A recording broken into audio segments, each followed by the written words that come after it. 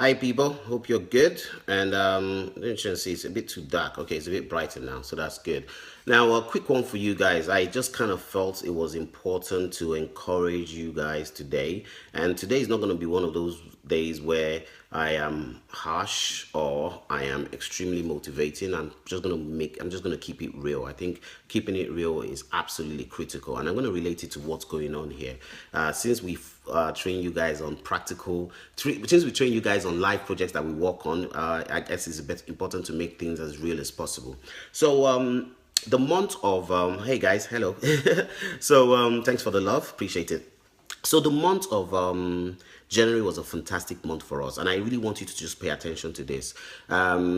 It was a great month, and one thing I learned something. Although it was a great month, I also learned a very big lesson.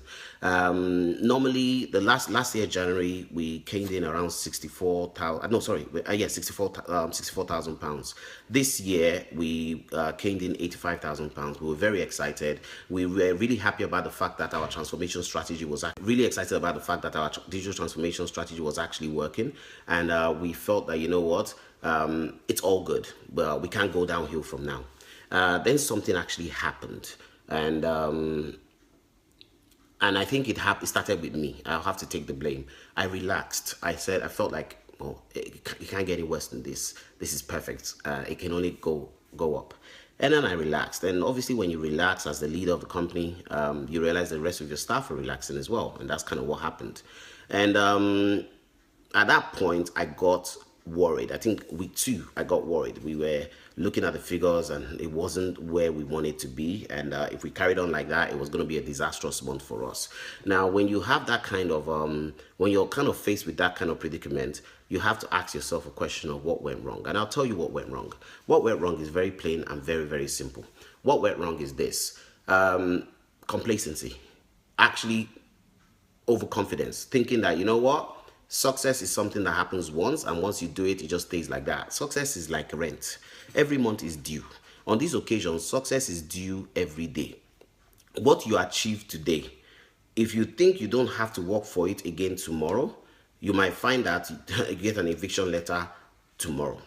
So I then realized very quickly that actually I cannot be complacent. I cannot assume that I have landed. And I think that's the mistake a lot of people make. You think you've landed and you just stay there. Actually, you have to keep evolving. You have to keep innovating. You have to keep being a step ahead, especially a step ahead. I believe you need to be 10 steps ahead of your competitors.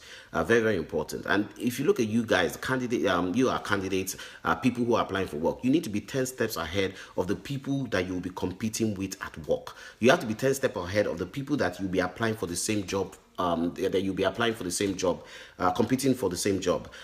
Because the moment you relax, the moment you become complacent, someone else is gaining a competitive advantage over you by adding experience that you probably wouldn't have, and then you realize that all of a sudden, like, I don't know if you guys have, most of you that have been on contract roles before, you can realize that you've been in contract for the past you've been in contract consistently for like 3 years. All of a sudden you have what we call the period of dry season, where for almost a year you're not in contract. Why? You're not relevant anymore. You haven't kept your skills up to date. So that is why I think that we should understand that success is, you're paying rent for success. Now, the time will come, and I promise you this, the time will come where you don't need, you've actually acquired the property success. But that time, you've got to know when that time has come.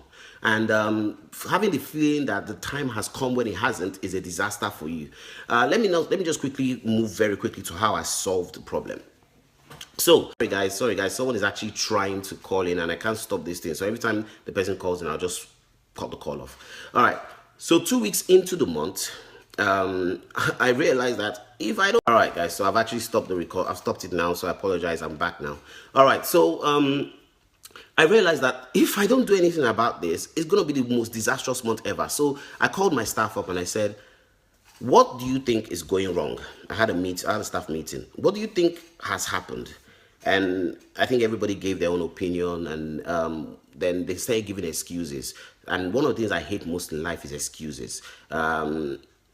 And I believe one of them said, "Oh, I've been calling everybody, and everybody is saying that they want to do it, but this, but that, but that, but that, and oh, this person that owes us money says that this, but that, but that, but that." And at that point, I started going crazy, and I'm thinking, where's the motivation?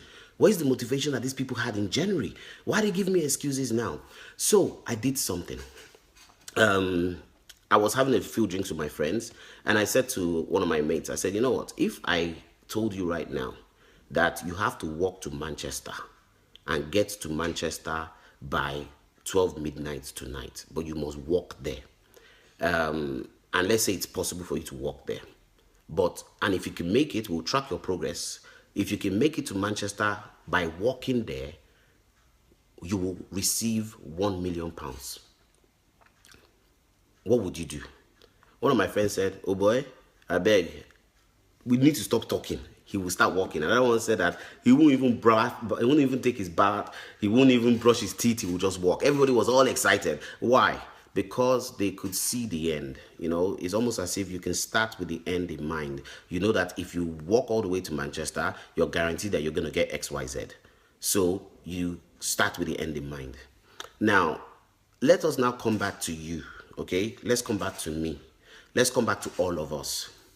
Why do we know we want to achieve something? We know that if we do this thing, it will work for us. But why is it that we give up halfway? Why is it that sometimes we lack the motivation? I just told you right now that if somebody told you to walk all the way to Manchester, I didn't say take a train, I didn't say take a bus, I said walk all the way to Manchester, you will get £1 million. And most of you would actually walk. I would. Now, how then do you now not have the motivation to achieve something that you know that if you put 110% into, you will get the results you want? Let's talk about you, for example, those of you on the platform. Let's just say that you know that, hold up a second, if I commit the next 8 to 12 weeks to this platform, work my ass off, master everything I need to know, I could be on £400 a day as a project manager, a digital project manager, digital BA, project planner, whatever it is. And even if I don't get it in 8 weeks, maximum 6 months, I will get it. That's the honest truth. But you will find people, they will join the platform today with so much zeal, with so much energy, with so much passion. 2 weeks later, where are they on the platform? They have disappeared. And when you call them, I'm so busy, family commitments, sometimes I listen to the videos, I just get confused. I'm thinking, can I do it? And you see all these stupid excuses. And then somebody gets a job on the platform, we post it on the platform, then someone calls me up and say, Oga KG, so this thing is real. And I'm like, hold on a second. Did you not know it was real before you paid for it before? I used to read the success stories, but until you see it, because I know that guy, he's been working out on the platform. He got a job. I'm like, yeah, of course, because he worked out on the platform. I'm coming back. Oh, so now you want to come back. Now, let me ask you a question. Do you think, and most of these times, these guys have given up like 3 months ago. So that 3 months, if they had put in the time and energy, wouldn't it have been their success story would have been sharing? So they have now allowed the success of someone else's hard work to motivate them to come back and do something that they should have done themselves. Now, what's the difference between telling this same guy that if he goes to Manchester, if he walks to Manchester, he will get £1 million, and if he commits his effort and time and dedication to the platform, he will earn £400 a day? What's the difference? The difference is lack of hindsight. The difference is your inability to start with the end in mind. Now, I'm quite a spiritual person. I don't like to consider myself as a religious person, but I like to consider myself as a spiritual person. And I believe that God, when you read the Bible, it says He declared the end from the beginning. Okay, so it starts with the end in mind. So if I am created in His image, that means that I myself must always start with the end in mind. And I'll explain this to you very, very quickly.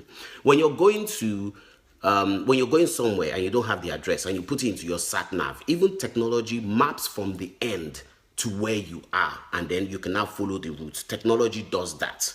Okay, now the reason why technology does that is because we create in the way that we are created. So we are created in the image of God. So as a result of being created in the image of God, we will create in the way that we are created. So just as God starts with the end in mind, I guess the technology starts with the end in mind. I don't know if that kind of adds up, but I hope it does. So let me now tell you how you can do this for yourself, how you can actually stick to a particular goal and not give up. So let's just say, for example, that you know that actually if I commit my time for the next 8 to 12 weeks, I could be on £400 a day and be a digital expert. Let's just say that. And then all of a sudden, you now decide that you want to come to our platform, or you want to go to another platform, whatever it is. It doesn't matter. It doesn't have to be ours. But to be quite honest with you, you're guaranteed that you'll work here. All right. So let's now say that you decide to start with the end in mind. So how do you start with the end in mind? Now, a lot of people will say, oh, the end in mind is I am at work, I've earned £400, I'm on £400 a day. No. That's not the end in mind. Let me tell you what the end in mind is. The end in mind is I have been contracting now for the past 5 years. In that 5 years, I have saved a lot of money and bought about 6-7 houses. I've even almost paid off one of my houses, and I drive a pretty nice car. All my kids go to private school, and I'm actually creating a really good retirement package for myself, because I know that eventually this house will start to pay for my wages, and I'm so content with my life. I'm so happy. I want you to stop there. That is the end. I hope it makes sense. Now, for some of you, it could be bigger than that. I'll just give that as an example. But that is the end. Now, I want you to that end point, I want you to map down to where you are. So, first of all, how did you end up buying 10 properties? Well, you were contracting consistently for, let's say, 5 years, and you were on £700 a day. And you saved, so that's 14,000, and you saved 10,000 a month. So literally you were able to save 120 times 5, maybe about 600k in that 5 years. So as a result of it, you've invested it in properties. So remember, you're working back now. Okay, that's impressive. And one of the things you did is that one of the houses you bought, you made sure that the repayment was a lot much higher for the main house you live in, so that you would actually pay it off quicker. Okay, tick the box on that. That's good as well. And now let's talk about, okay, so how did you even get the money to be able to start buying these houses? Well, I actually secured a job as a digital solutions architect, and my contract, I was so good at the job that that they just kept on renewing my contract, and I've been there for the past five years non-stop. Okay, good. So how did you get the job?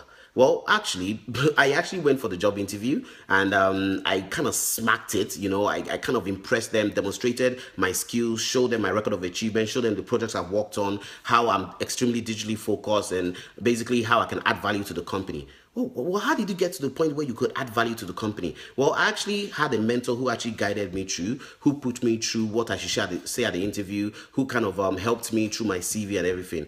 Okay, but how did you get the mentor? Well, I actually qualified for mentoring. That was one thing I did. I actually qualified for mentoring.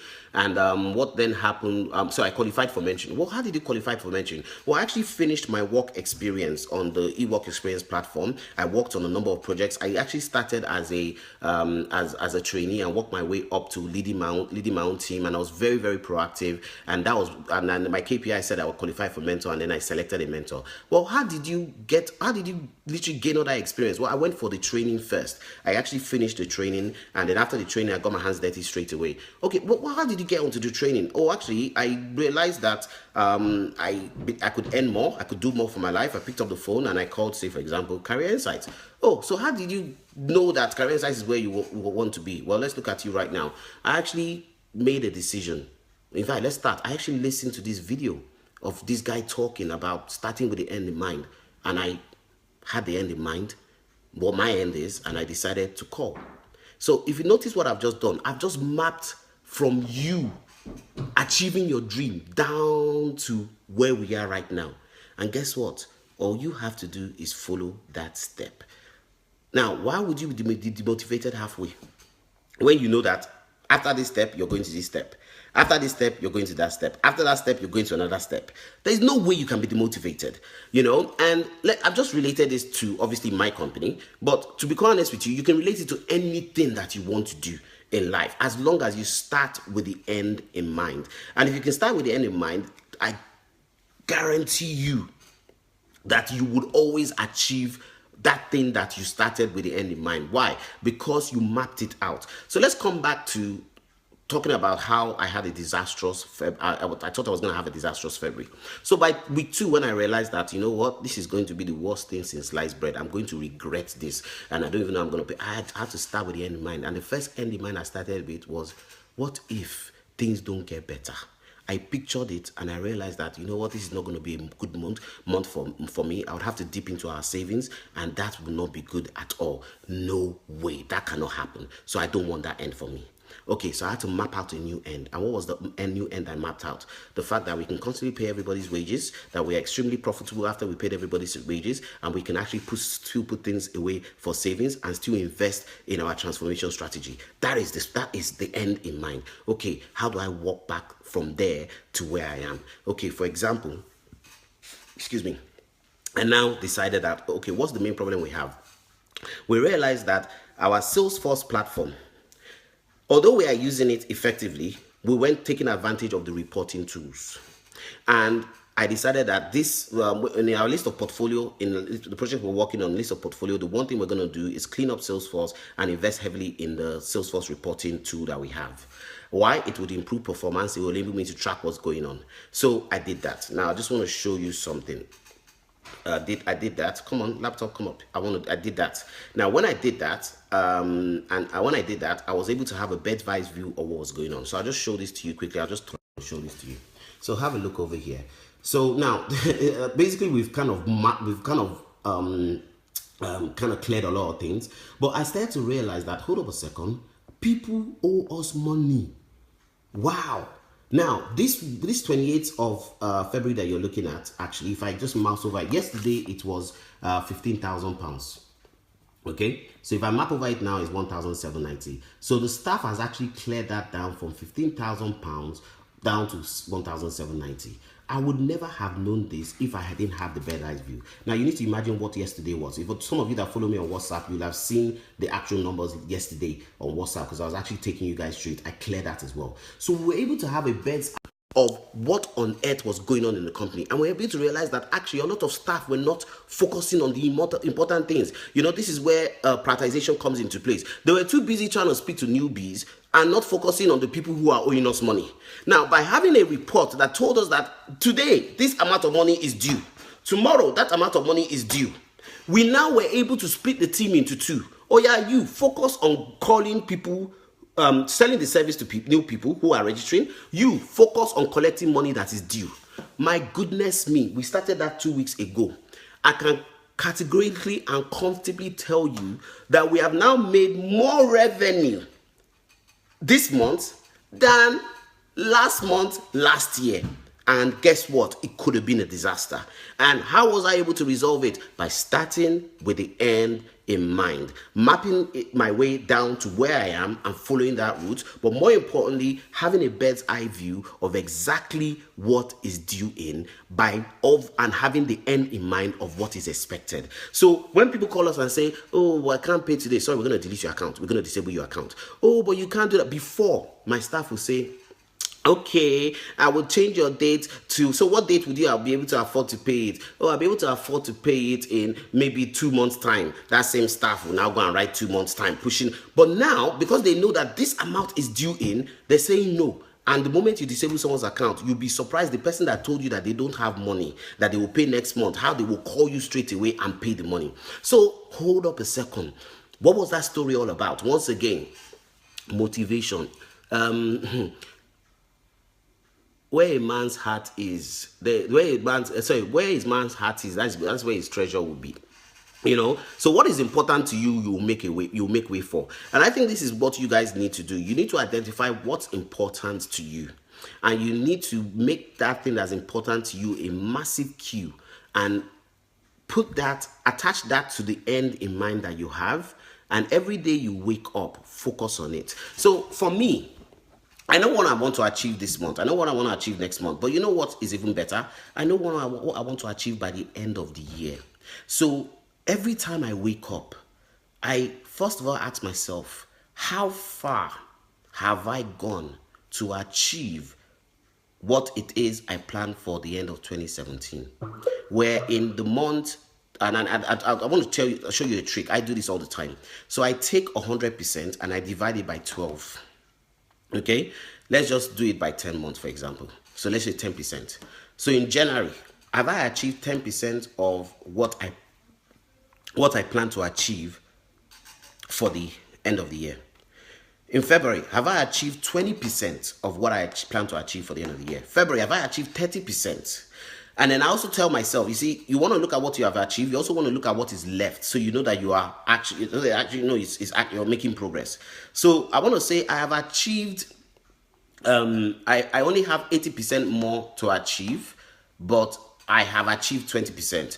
I only have 70% more to achieve, but I've achieved 30%. And you know what I do? I celebrate each month like there is no tomorrow. You must celebrate every single win, because the small wins make up the big wins. Never despise the days of small beginning. What I want to achieve is bigly in 2017.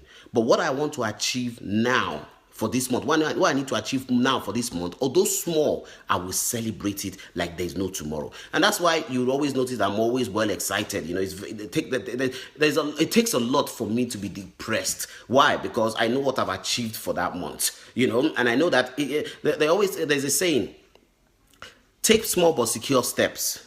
Do you know the good thing about small but secure steps? Every step is a way from where you were and a step closer to where you want to be. So as long as you keep taking those small but secure steps and thanking God and being appreciative of the progress, no matter how small, in gratitude, do you magnify the ability to reach where you need to get to. It's just logical, and I don't know how else to explain it. So I really hope that what I've said has really helped you guys. If anybody wants to ask a question, just where a man's treasure is, there is have to be. Thank you so much. Anybody wants to ask a question, ask and I'll help you. But I really hope that this motivates you on another level. And I always tell, talk is cheap. I feel that I can advise you, but it's important to also show you that I'm doing it. I can say, you know what, everything will be okay, but show me how everything is okay for you. Don't worry, things will get better. Show me how things are getting better for you. And that's why I always like to kind of share my story as well, so that you can see. So guys, you can achieve anything you want to achieve, but don't procrastinate. Don't give excuses. Don't tell yourself, you can give yourself so many reasons why you can't do something, when you could give yourself just one good reason why you should. I hope it makes sense. All right, so I'm going to stop here. I think it's important too, and I hope that you've learned a great deal, and we should catch up with you guys later. Bye bye.